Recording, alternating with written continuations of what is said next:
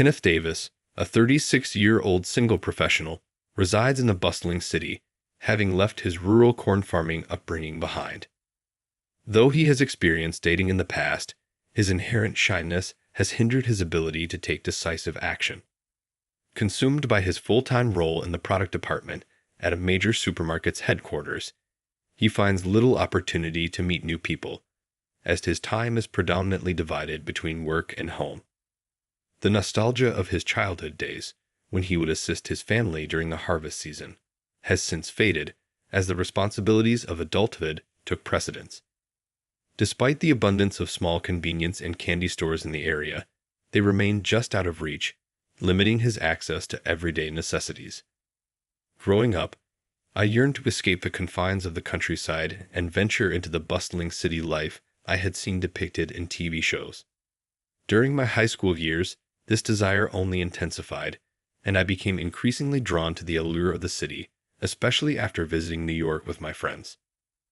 Quietly, I dedicated myself to my studies, harboring a secret plan to attend a university in New York after graduation. When the time came to make a decision about my future, I mustered the courage to share my ambition with my parents.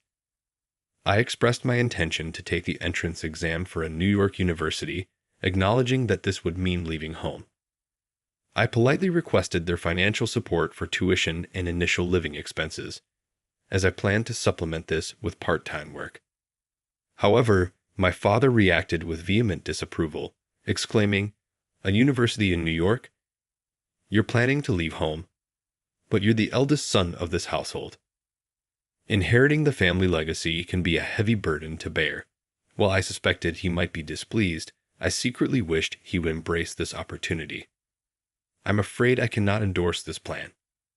Pursuing higher education in the city seems an unlikely path for the son of a farmer. The sensible choice would be to carry on the family tradition. I couldn't help but respond firmly to my father, who was quite dismissive. "I understand you grew up as the eldest son of a farmer, but I have my own path to follow. Shouldn't I be the one to decide my future? After all, you must see how much effort I've put into my studies." However, my father cut me off, saying, "Enough. I won't approve of this. Calm down and go to your room." I didn't engage with my father further, but my mother listened to my concerns. She had hoped I would take over the family business, but ultimately said, "Kenneth, you're a bright young man.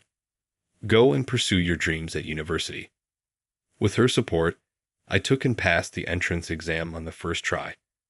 On the day I left for New York, my father had already gone to work, and I didn't get to see him.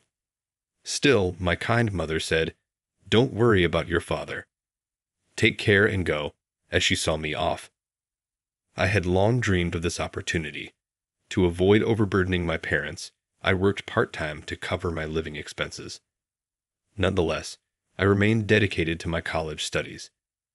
During my academic pursuits, I developed a keen interest in the retail industry. Upon graduating, I secured a position at a large supermarket.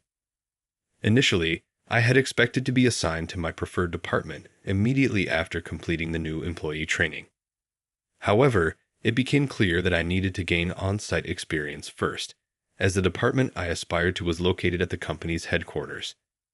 This meant starting in the store, where I was tasked with a variety of responsibilities, from serving customers at the cash register to restocking merchandise and assisting the merchandise manager. In my second year, I was entrusted with overseeing the general merchandise department, where I handled the creation of the sales floor, sales, ordering, and other related duties. Subsequently, I was given the opportunity to gain experience in various other departments, such as the food and confectionery sections, by transferring to different store locations. After a decade with the company, amidst retirements and generational changes, I was promoted to the product department at the headquarters, finally realizing my desired departmental transfer. In the product department at the headquarters, I accumulated valuable experience working alongside buyers.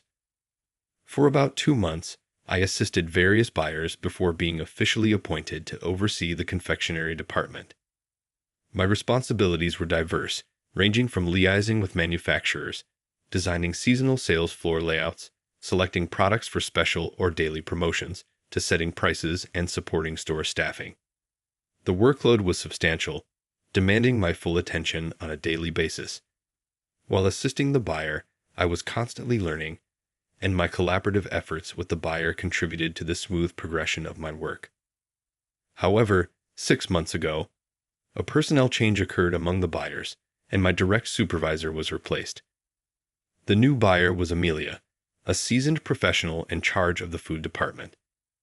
Although I had perceived her as a strict individual when interacting with her as a general worker at the headquarters, in her role as my direct superior, she proved to be even more stringent, communicating in a blunt and unforgiving manner. The role of the buyer was undoubtedly demanding, as it encompassed a majority of the store's sales area. Although the headquarters appeared to employ predominantly male staff, this female buyer had proven her mettle through diligent effort.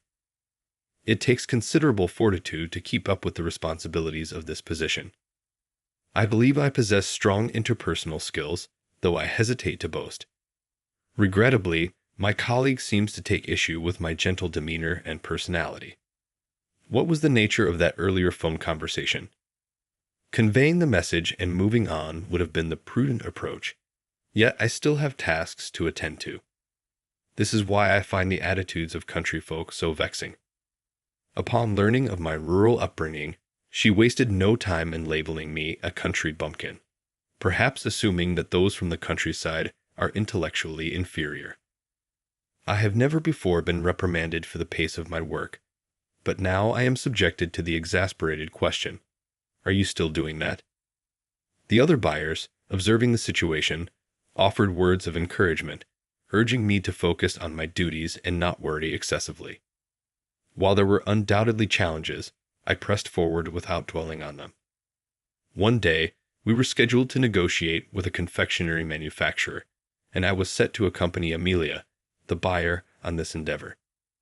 In the discussion chambers, the bargaining process commenced. Both parties engaged in a deliberate exchange, carefully weighing their options and interests to reach a mutually agreeable resolution. The atmosphere was marked by a delicate balance of assertiveness and compromise, as each side strived to secure the best possible outcome for their respective stakeholders. "Kenneth, please get the documents." As Amelia, the buyer, had instructed, I was retrieving the papers from my bag.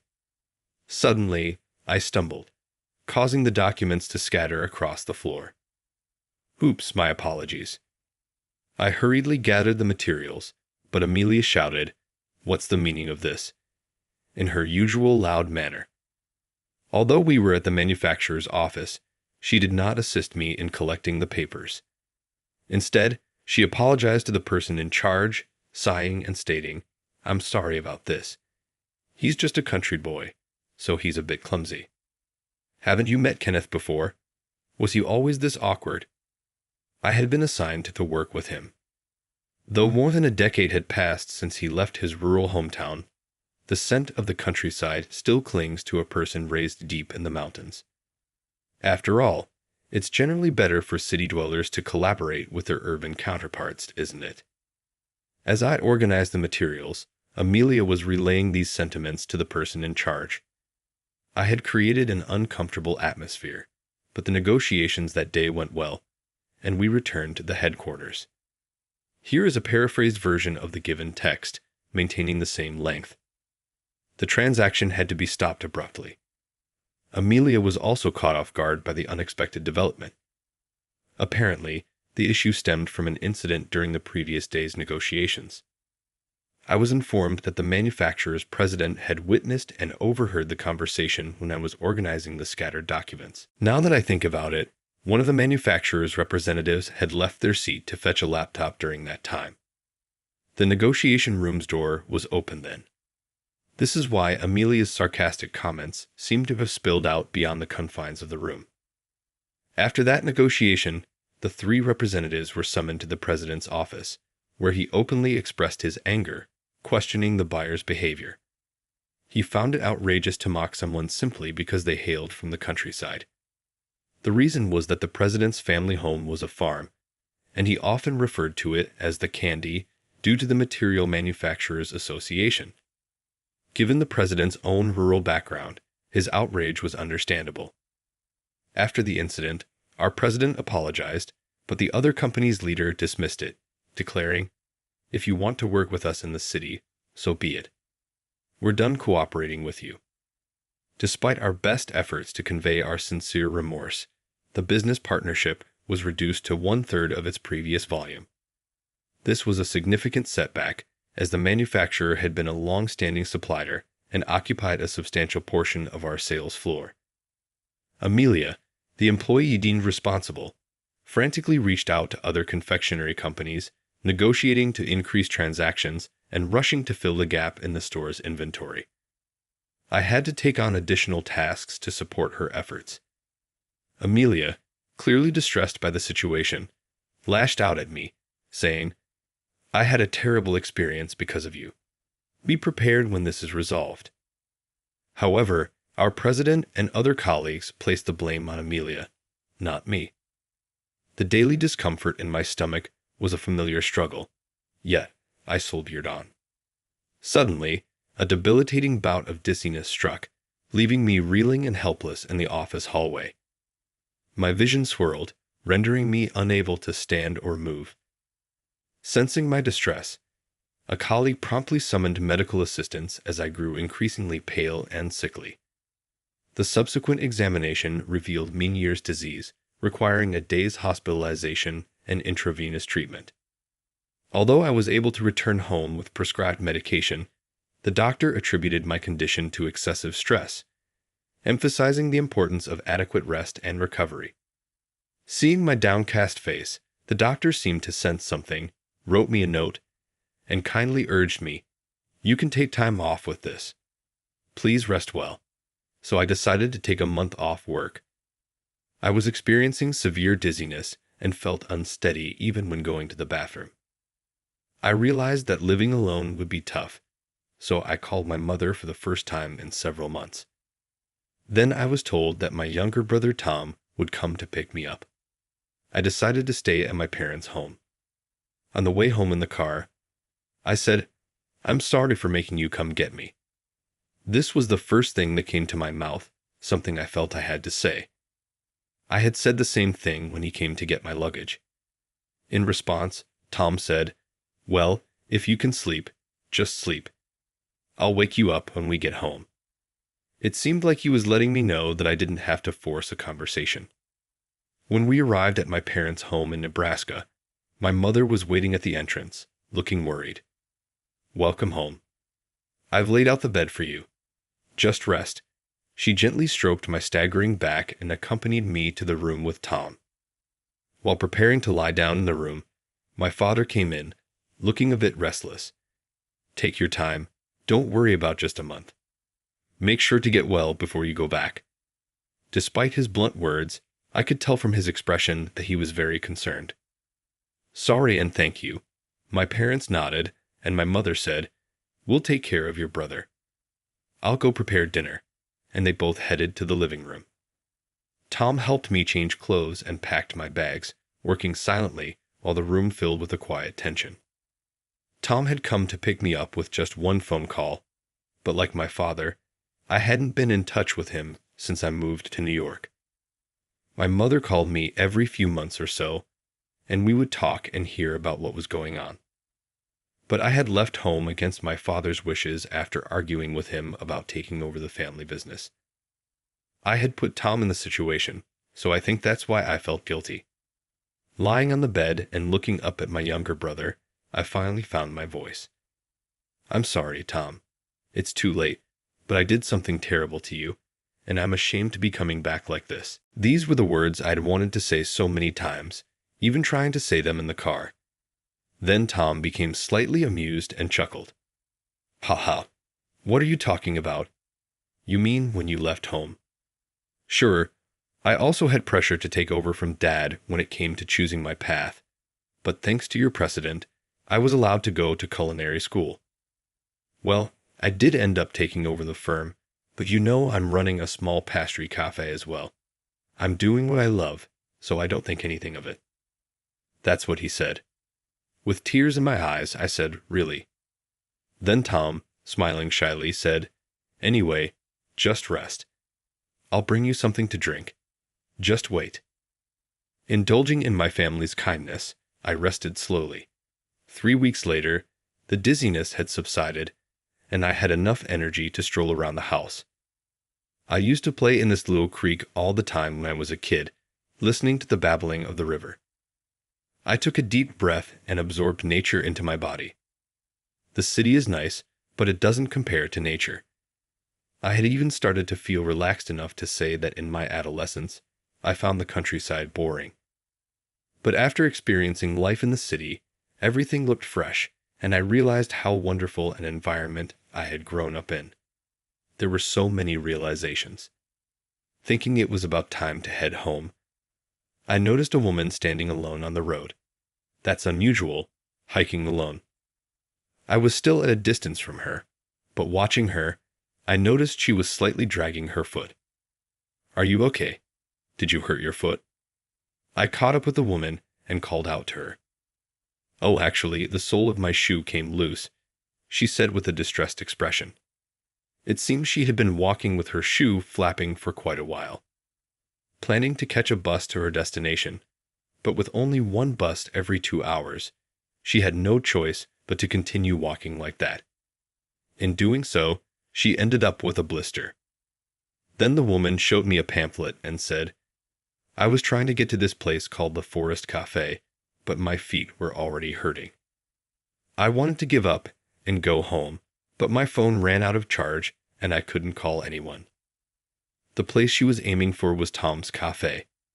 "This is my family's place. Shall we go together?" Though it was just a blister, she was injured, so I carried her on my back to my family's home. Both my mom and brother Tom were surprised at what had happened, but seemed relieved to hear she was a guest. We took care of her injury and gave her some tea and cookies. "Delicious, and thank you for cleaning my wound." "I apologized for the piggyback ride earlier," she said. She was either smiling because of the delicious taste or blushing with embarrassment from the piggyback ride. Her cheeks flushed as she giggled. Honestly, I was the one who felt embarrassed. I hadn't noticed when I first spoke to her, as she was wearing her hat low, but she was quite a beauty, which made me a bit giddy. Both my mom and my brother Tom were happily talking to her. Her name was Mia, and it seems she works in New York just like me. She goes hiking or visits spas in the countryside a few times a year to refresh. Oh, it's already dusk. It gets dark quickly around here. "You're welcome to stay the night if you'd like," Mom offered. Though Mia hesitated, she sensed my mom's genuine concern and decided to stay. After dinner, as I was the last to get out of the bath, I found Mia still watching TV in the living room. "Would you like to have a drink together?" So we drank together. It had been a while since I drank with someone, and this was the first time with someone as beautiful as her. Maybe I drank too fast, but I got quite drunk. Before I knew it, I was babbling about not having a wife or even a girlfriend at this age, why I was resting at my family's place, and complaining about Amelia. Then Mia said, "As a thank you for helping me, I'll give you something special when we return to New York. Please look forward to it." She said this with a mischievous expression on her cute face. I must admit that it made my heart skip a beat, but that's between us. The night wore on, and we each went to sleep in our rooms. When I woke up the next morning, it was almost noon. I had slept deeply because of the heavy drinking. Mia had left early in the morning, thanking my parents before returning to New York. That was fun, I thought. I couldn't get her out of my mind for a while. Then 3 days passed, and just as I was feeling down about returning to work, I got a call on my phone from the department manager. When I answered, he seemed flustered. "Did you do something while you were off?" "Anyway, come to work as soon as you can," the department manager said before hanging up. Reluctantly, I took the night flight back to New York and arrived at the office around noon the next day. As instructed, I was surprised by the warm welcome. But the reason was that the manufacturer we had reduced our dealings with had contacted us to continue trading as before. However, the condition was that I handle it. My mind was still in rest mode. I couldn't catch up. Anyway, the next day, I was to visit the manufacturer.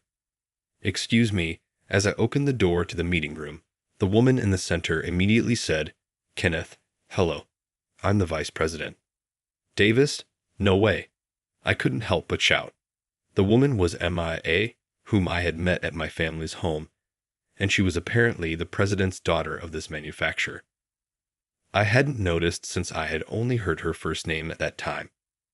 Usually, she doesn't participate in negotiations, but she would this time. Even the department manager accompanying me was astounded. The negotiation began in a friendly atmosphere. Not only was it about reviving the cut product, but also the delivery of a large quantity of new products. Remember when I said I'd give you something special? These new sweets are what I've been working on. Mia happily showed me the new products, but it was too soon to be surprised or delighted. They proposed to prioritize the delivery of the new product and stock it heavily on the shelves, aiming for a further increase in sales. Our company has become the first to sell it more than any other store, and that new product was heavily stocked with the launch of the new commercial. If you go to that store, you can buy it. The information spread instantly through customers' social media posts. In fact, popular celebrities appeared in commercials for this new product, with limited edition merchandise included with the candy. There was a huge rush of customers to our stores as a result.